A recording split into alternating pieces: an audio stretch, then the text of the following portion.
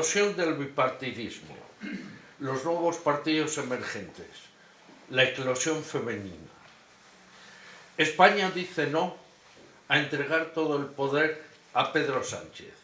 La portada de ABC tras las elecciones del domingo pasado. Verán que esto está escrito en días sucesivos. Empecé entonces cuando el domingo pasado. Sobre ese titular de ABC, Ayuso, Casado y Almeida celebran desde la sede pepera su victoria en Madrid. La portada de ABC tiene la transparente precisión icónica, la transparente precisión semiótica de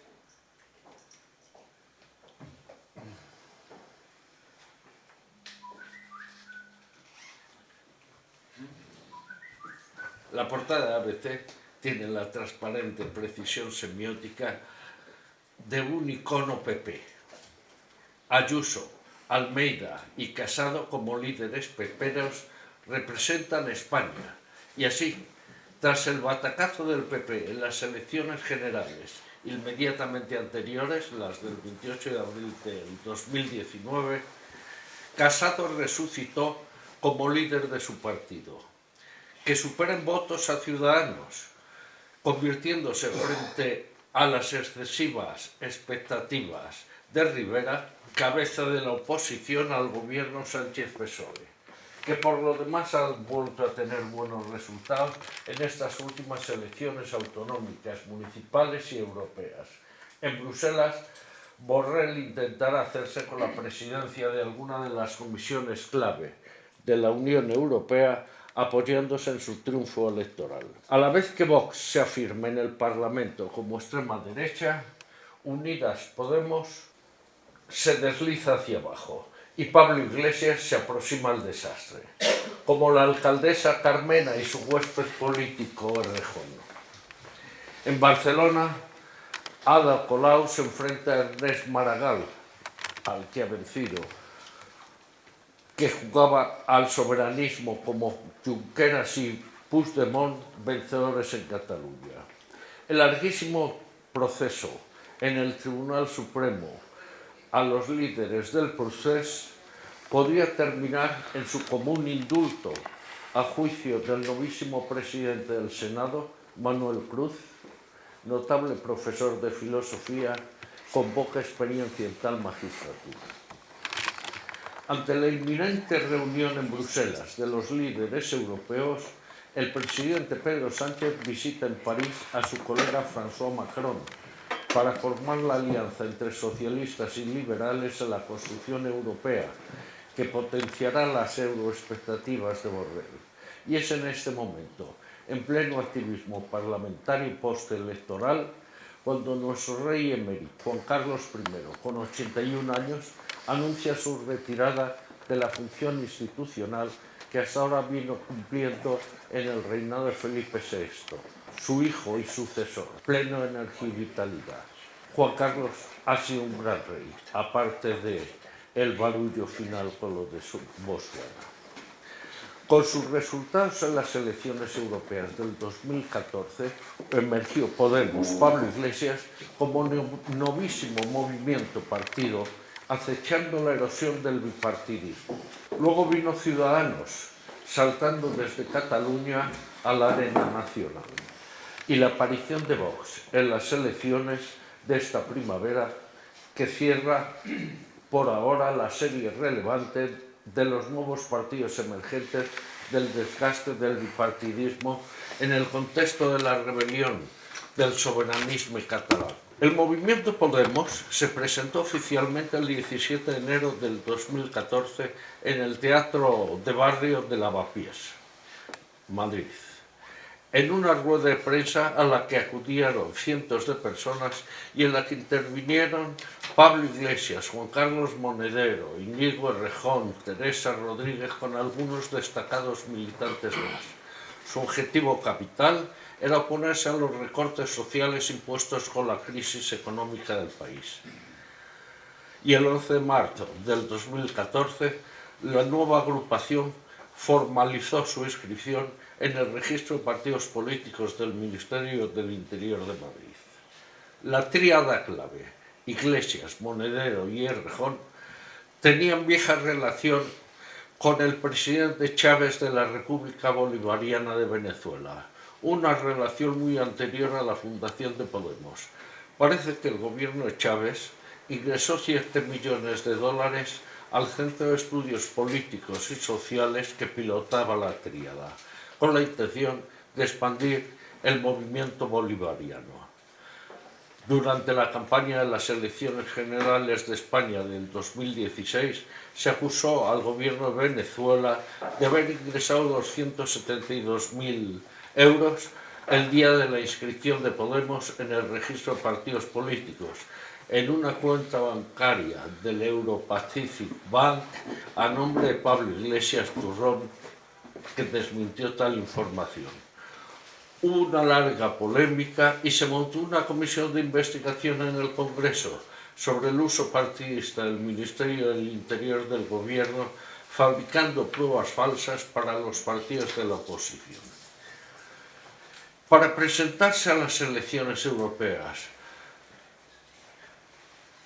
de mayo del 2014, los impulsores de Podemos se impusieron 3 condiciones: conseguir al menos 50.000 personas en la web de la formación; segundo, que tanto las candidaturas como el programa político se estableciesen por participación abierta y que se buscara la unidad con otras agrupaciones de izquierda, como Izquierda Unida, la CUP, el Sindicato Andaluz de Trabajadores, ANOVA y las Mareas Ciudadanas. Las 50.000 firmas se obtuvieron en menos de 24 horas, según los promotores. Podemos presentó su candidatura a las elecciones europeas, elaborada a través de elecciones primarias. Obtuvo el 8% de los votos y consiguió 5 escaños. Fue la gran sorpresa de aquellos comicios. La crisis del bipartidismo es un tópico de la Unión Europea, afrontando la expansión del nacionalpopulismo desde el partido de la Le Pen francés al Brexit inglés, con líderes como Farage y Boris Johnson, y la victoria en los Estados Unidos de Donald Trump. En mi primera conferencia hablé sobre tal asunto. En el gran libro de Duverger sobre los partidos políticos, 1964, advirtió que su número depende de los sistemas electorales. En las democracias más antiguas, Gran Bretaña o Estados Unidos, el sistema mayoritario por distritos impulsa hacia el bipartidismo y también hacia formas locales de caciquismo.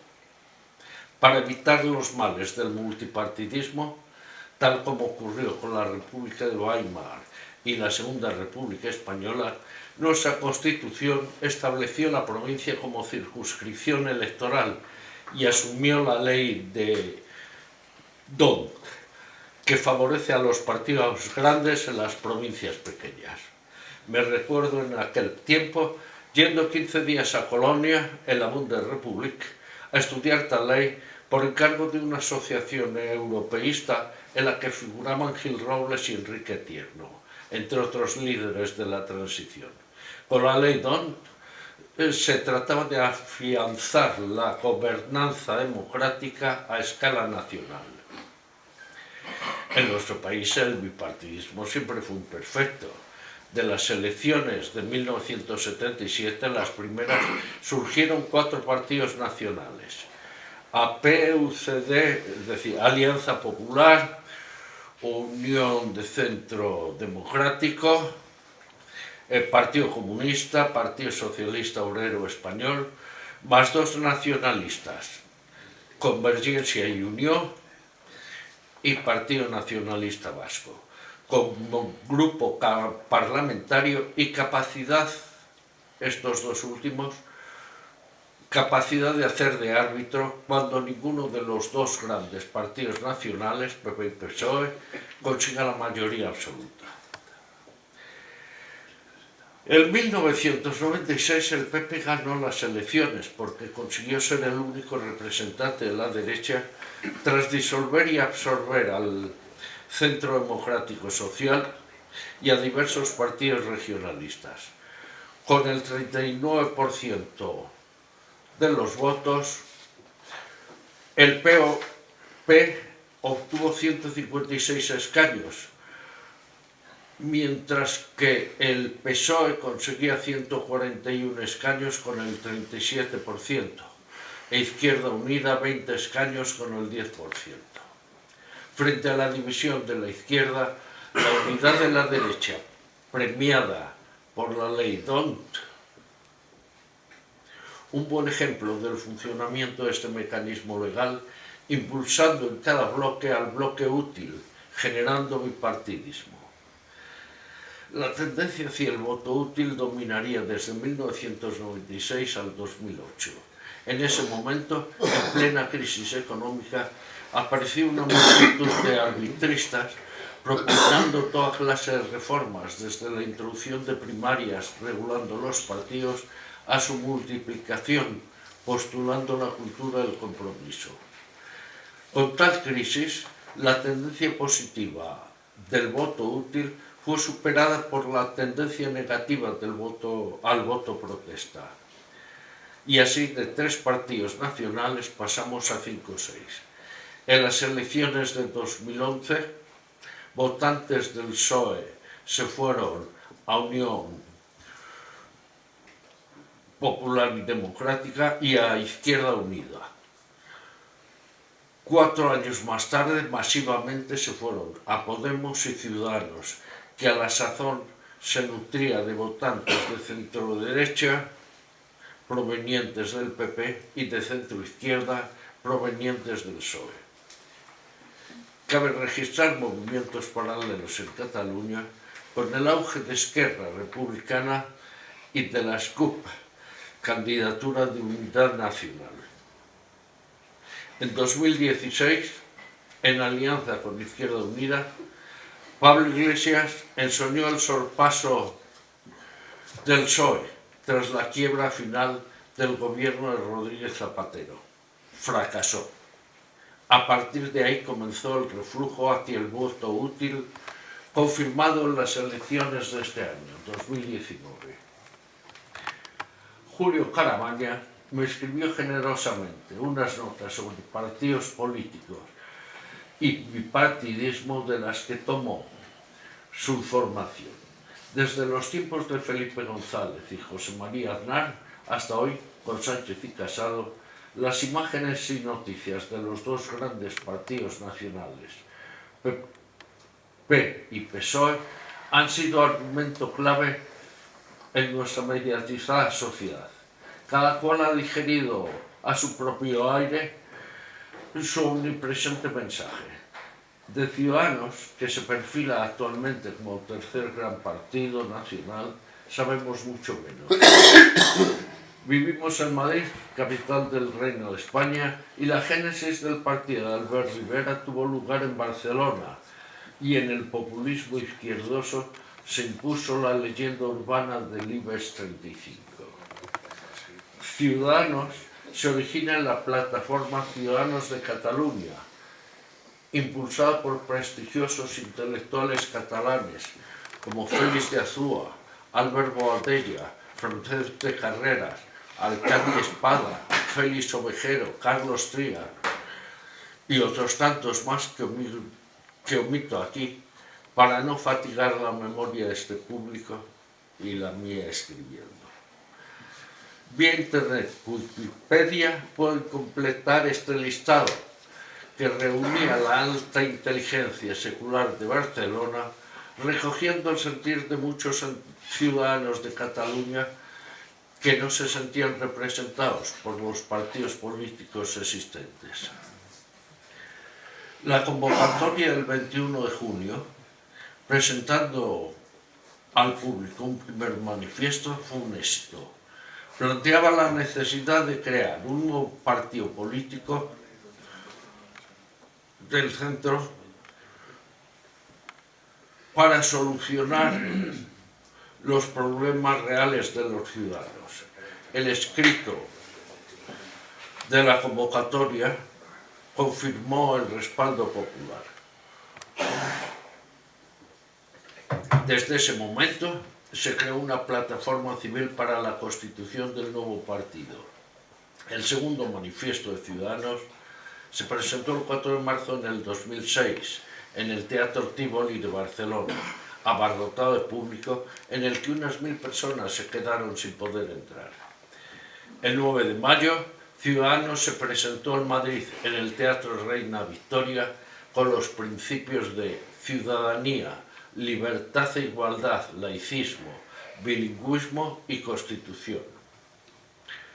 Y en el mes de julio, los días 8 y 9, tuvo lugar el Congreso Constituyente del partido, que estableció su nombre como el de Ciudadanos, Partido de la Ciudadanía, que se dotó de un reglamento y unos órganos de representación.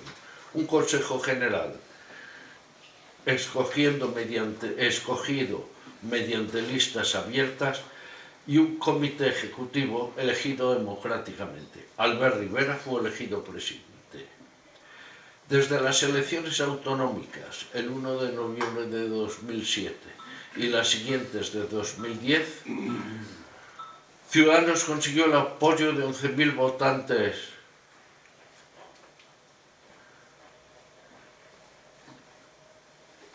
Creo que eran 110.000. Los ceros. Votantes en Cataluña. El 25 de noviembre de 2012, con el tándem Albert Rivera e Inés Arrimadas, arrasó las elecciones catalanas. Más de 275.000 votos y 9 diputados en el Parlamento catalán. Tras este hito, se origina un llamamiento desde muchos lugares de España y se inicia la expansión de Ciudadanos como partido nacional, que obtuvo 500.000 votos y 2 eurodiputados en las elecciones europeas del 2014. En las generales del 2015 obtendrían 40 escaños con el 14% de los votos. Podemos obtuvo entonces 71 escaños con el 21% de los votos, pero en las generales de abril de este año, Ciudadanos obtendría 57 escaños con el 16% de los votos, mientras que Podemos reducía a 42 escaños su presencia en el Parlamento con el 14,31% de los votos. Y en las europeas del 26 de mayo, Podemos alcanzó 6 escaños con el 10% de los votos, en tanto que Ciudadanos conseguiría 7 con el 12,17% de los votos.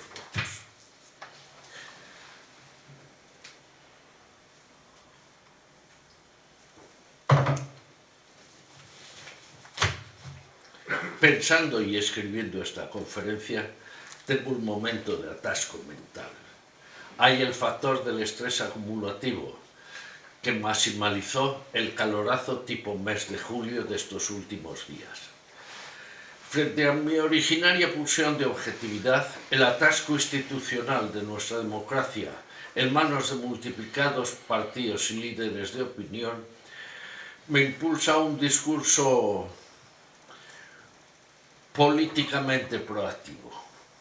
Emerge mi vieja pasión reformista por una democracia ilustrada, conjeturando que ello solo será posible si se llega a producir la ilustrada regeneración de sus actores, intérpretes, organizaciones y audiencias. Ahí es nada. ¿Por qué hay que cambiar los partidos? Con este titular, César Molina y Elvira Nuez publicaron en El País en abril de 2013 un crítico artículo. En España hay que cambiar los partidos políticos porque funcionan rematadamente mal, porque se han convertido en instituciones para la defensa de intereses particulares en detrimento del bien general y porque son incapaces de articular una salida creíble a la crisis económica, institucional y moral que aflige a la sociedad española desde hace ya 6 años. A base de cooptación reiterada, se ha consolidado en España una casta, la llamada clase política de personas que den su cargo a su empleo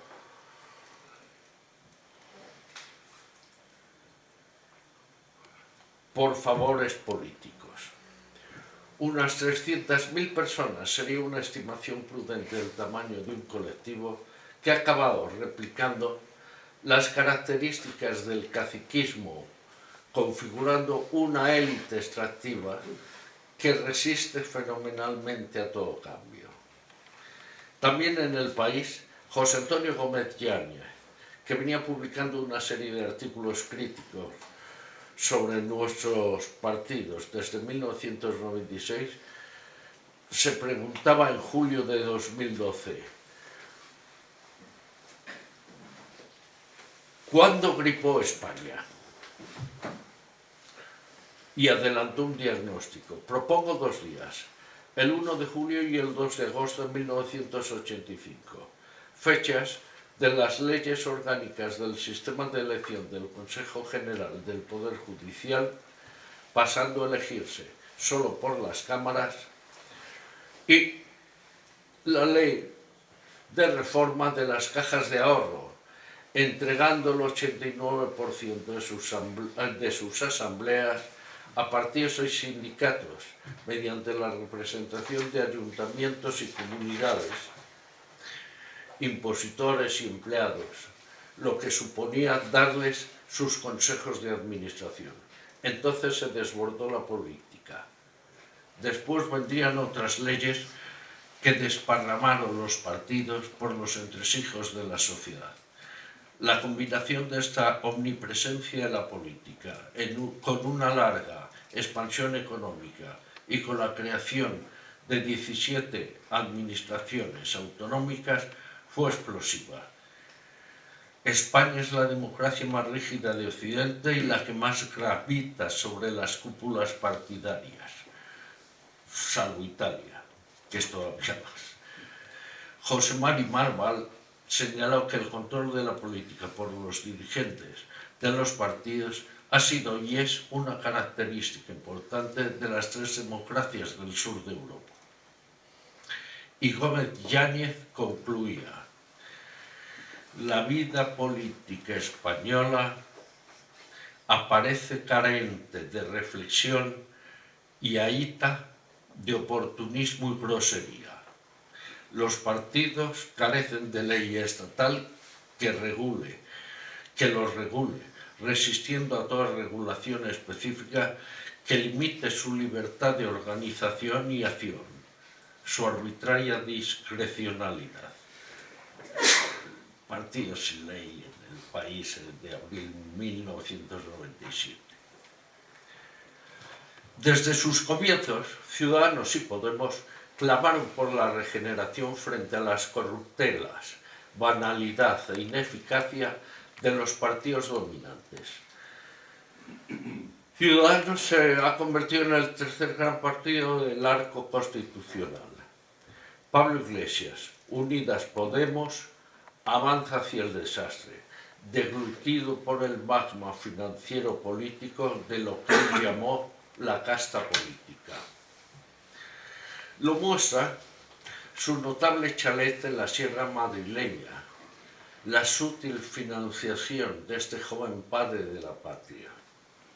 Hay unas cuantas leyendas urbanas sobre las íntimas razones que llevaron al abandono de Íñigo Errejón, seducido por la alcaldesa Carmena, es alcaldesa ahora mismo. De su activismo en la Facultad de Ciencias Políticas y Sociología, bajo la iniciática tutela de Juan Carlos Monedero, todos ellos profesores, Pablo e Íñigo se convirtieron en personajes madrileños y en nuestra ciudad florecen los rumores hasta convertirse en leyendas urbanas. El público ilustrado con mínima memoria resulta los sucesivos déficits electorales que precedieron la fatalidad de este último desastre de Podemos. Cualquier curioso se puede informar consultando los titulares periodísticos de nuestras sucesivas elecciones o mirando Wikipedia. En sus concisas notas sobre partidos políticos y bipartidismo que Julio Carabaña me escribió tan generosamente, hay una conclusión final. Hay claros indicios de que la tendencia al voto protesta, al voto negativo, bajará y volverá a imponerse la tendencia al voto útil y a la consolidación de dos grandes partidos. ¿Cuáles? El PSOE con total seguridad, pero queda la duda de si el PP o Ciudadanos. Nuestros últimos resultados electorales despejan tal duda. Frente al escenario anterior de dos grandes partidos, el actual constará de tres: PSOE, PP y Ciudadanos. En el cuarto lugar está Podemos y en el quinto, de ese horizonte imaginal, emerge Vox con sus expectativas electorales notablemente moderadas en estas últimas elecciones. La invención de Santiago Abascal, Fernando Sánchez Dragó y todos los demás, Vox, tuvo un impacto estelar sobre el escenario de la democracia española, muy superior a sus penúltimos resultados electorales. Steve Bannon, organizando internacionalmente la irradiación Trump sobre el populismo europeo, está entusiasmado con la aparición de Vox. Una sentencia del Tribunal Supremo paraliza de momento la exhumación de los restos de Franco en el Valle de los Caídos. Lo mismo que Podemos nació de los indignados del 15 de mayo del 2011, Vox nace de la indignación de sus líderes ante el separatismo catalán y la postulada exhumación del cadáver del viejo general. Durante la legislatura anterior, con Pedro Sánchez de presidente, Pablo Iglesias intentó su coalición gubernamental con el PSOE, ensoñando alguna cartera ministerial podemita. Pero el desastre electoral de Podemos en estas últimas elecciones ha liberado a Pedro Sánchez de un socio políticamente gafe, con lo cual Pablo Iglesias, tras intentar reorganizar internamente su partido, prescindiendo de Echenique en el comité ejecutivo, de momento no votará a favor de la investidura de Sánchez como presidente. Luego se cambia, claro. José Oneto avanzó en un artículo la crisis interna de Podemos con la aparición de Ramón Espinar, ex líder en la Comunidad de Madrid y antiguo aliado de Iglesias en su conflicto con Errejón, que ha pedido que se convoque una asamblea nacional del partido roto en pedazos para elegir una nueva dirección a la que él se postula.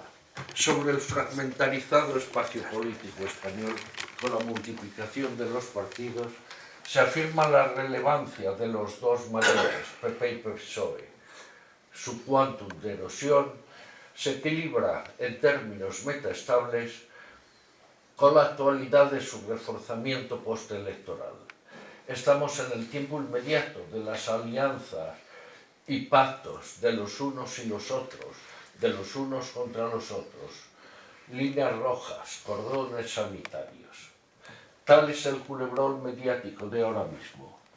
Espero a los penúltimos titulares sobre tal asunto para acabar de enterarme.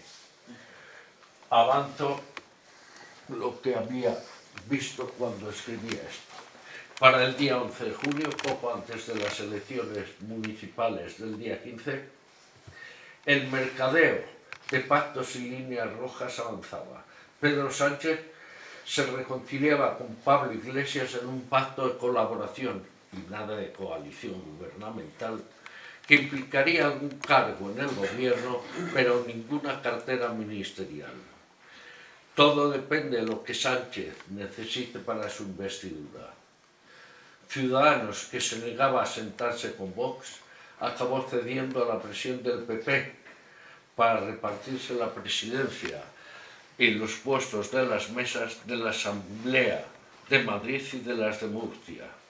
Candidatos de Ciudadanos presidirán ambas cámaras y, pese a su reticencia frente al partido de extrema derecha, soportarán la presencia de candidatos de Vox con cargos intermedios de la Administración y sus organismos. Pero Casado descarta la candidata de Ciudadanos, Begoña Villacís, a la alcaldía de Madrid. O Almeida o Carmena, sentenció. Tomo esta información del País el 12 de junio. La observación de estos pactos electorales y postelectorales me recuerda la descripción de Max Weber en 1920 del spoil system de la democracia americana, funcionando un siglo más tarde sobre el sofisticado escenario de nuestras democracias avanzadas, nuestras mediáticas teledemocracias. ¿Quiero esperar a este otoño? No. Fuera. Para el día 11 de junio, poco antes de las elecciones municipales del día 15, cielos, página Repe.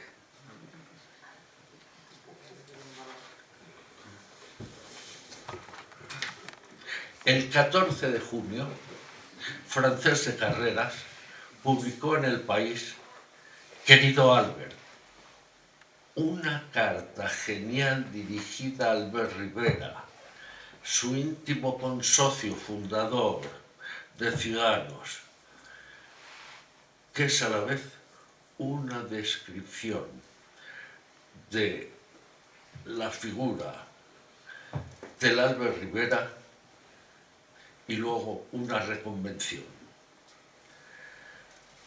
Ciudadanos, dice Francés de Carreras, fue clave para enfrentarse al golpe de Estado en Cataluña.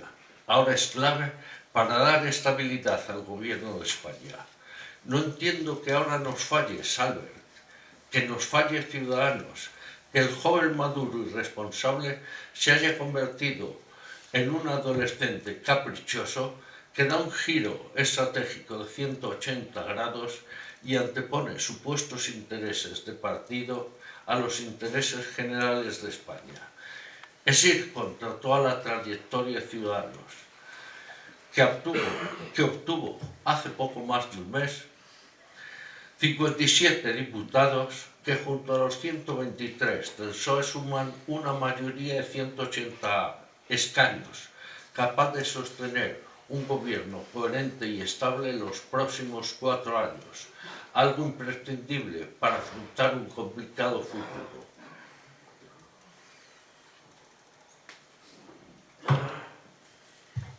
La vocación liberal y socialdemócrata que Rivera afirmó en su primer discurso cuando fue elegido presidente de Ciudadanos y que presidió hasta la penúltima campaña la estrategia del partido, se ha ido al traste con este giro a la derecha.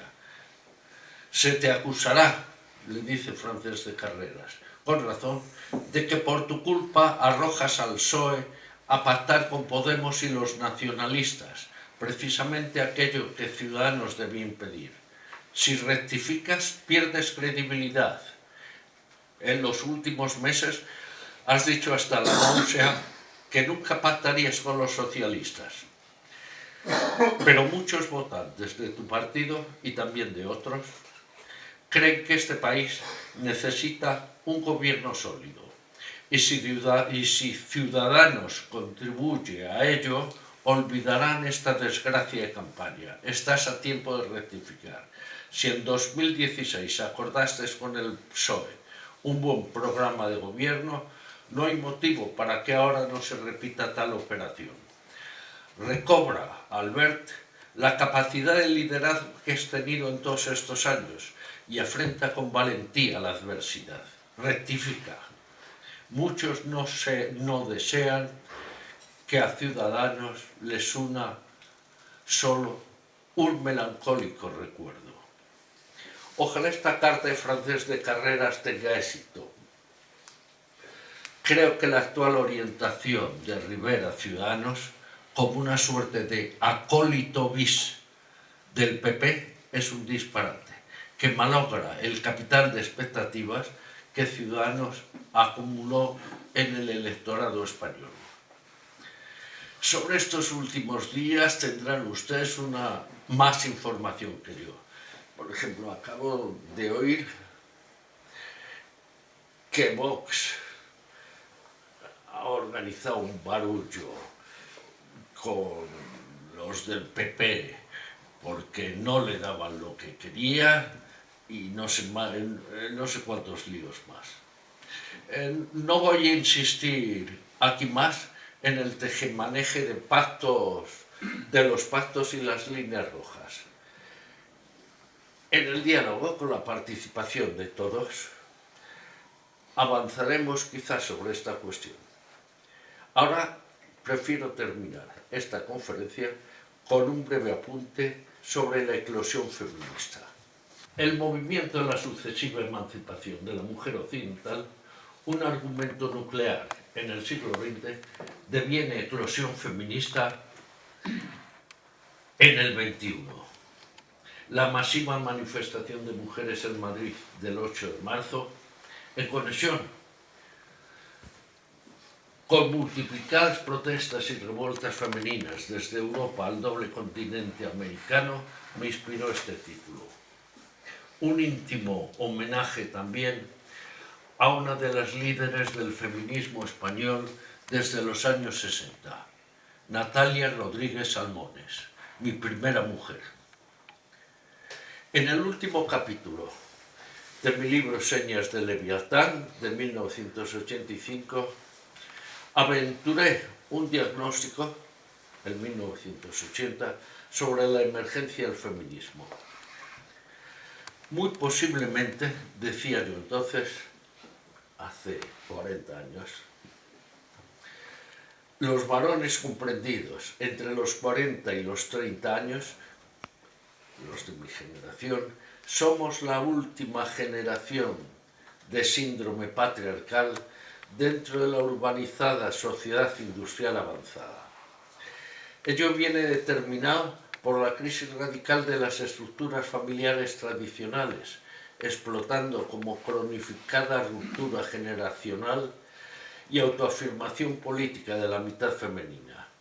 Toda una serie de datos estratégicos válidos tanto para la población más urbanizada de nuestra sociedad española como para el resto del bloque occidental, manifiestan la progresiva afirmación de una novísima pauta en las relaciones eróticas juveniles, entre los que ahora, hace 40 años, tienen 26 años, hasta los que tienen 14, la iniciativa se desplaza desde la mitad masculina a la femenina. Sintomático en estos penúltimos días de contestación estudiantil, 1779-1980, ha sido el papel central de las mujeres en la organización de asambleas, reuniones y comités. En un análisis sobre el terrorismo juvenil en Alemania, 1978, se mostraba ya la condición femenina de algo más del 50% de la población consagrada a tan heroico deporte. Desde 1980 hasta la eclosión feminista en nuestros días, prosiguió la emancipación, el empoderamiento de la mitad femenina de Occidente. En nuestro país, todos los partidos políticos incorporaron a sus cúpulas líderes femeninos y se multiplicaron las leyes contra la violencia machista y a favor de la incorporación femenina en toda suerte de organizaciones.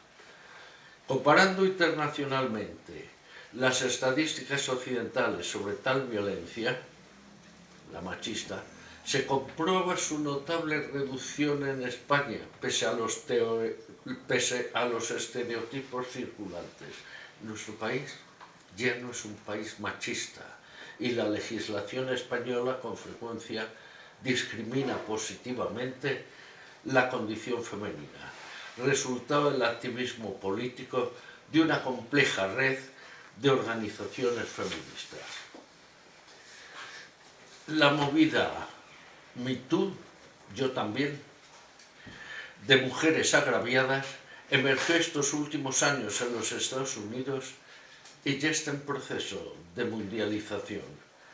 Las F-Men, que apenas conozco, debieron participar en la manifestación monstruo del otro día. No sé por qué me traen al recuerdo el manifiesto Scum de Valerie Solanas pegándole un tiro a Andy Warhol en la Factory. Estas últimas líneas son el resultado azaroso de mi desmemoria y mi ignorancia. La gran novela de Margaret Atwood, El cuento de la criada, fabula la sociedad euroamericana en regresión a un patriarcalismo feroz. El nublado horizonte de un mundo masivamente idiotizado y regido por el miedo al miedo. Una suerte de apocalíptico 1984 en versión femenina, actual. En nuestra inmediata sociedad local resulta una evidencia obvia el empoderamiento femenino. Sospecho que la emergencia del término empoderamiento tiene que ver con la eclosión feminista del siglo XXI. En España el número de mujeres directivas se eleva ya al 30%, un poco por encima de la media europea. Esto lo dice un analista americano llamado Grant Thornton. En los gobiernos europeos, España y Francia establecen la paridad entre hombres y mujeres. En Finlandia hay un 60% de mujeres y un 40% de tíos. En el milenario proceso de la historia humana, la mitad femenina fue la gran agencia civilizatoria intrahistórica de la condición humana. Pero ya advertí al principio de este apartado que frente a la complejidad histórico-sociológica y a la dimensión mundial de tal cuestión en esta conferencia me limitaría a un mínimo apunte sobre tan primordial proceso. Muchas gracias.